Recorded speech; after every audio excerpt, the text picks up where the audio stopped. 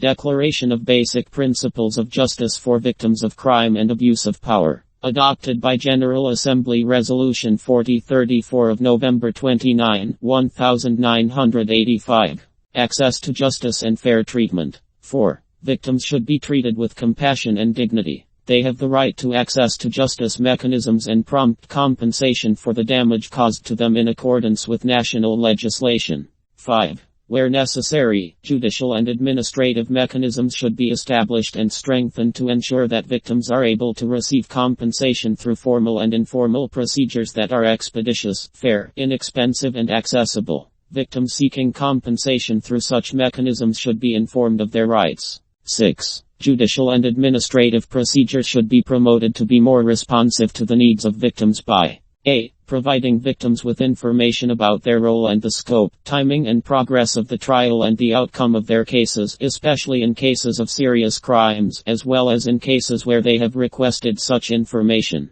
B. Ensuring that the views and wishes of victims can be presented and considered at the appropriate stages of the trial in cases where their personal interests are affected, without prejudice to the accused and in accordance with the relevant national criminal justice system. C. Providing appropriate assistance to victims throughout the trial. D. Taking measures to minimize inconvenience to victims, to protect their privacy where necessary and to ensure their safety, as well as the safety of their families and witnesses on their part, and to protect them from intimidation and retaliation. E. To prevent unjustified delays in the consideration of cases and the implementation of orders or decisions on the provision of compensation to victims. 7. Where necessary, informal dispute resolution mechanisms, including mediation, arbitration and customary courts or local practice, should be used to facilitate reconciliation and provide redress to victims.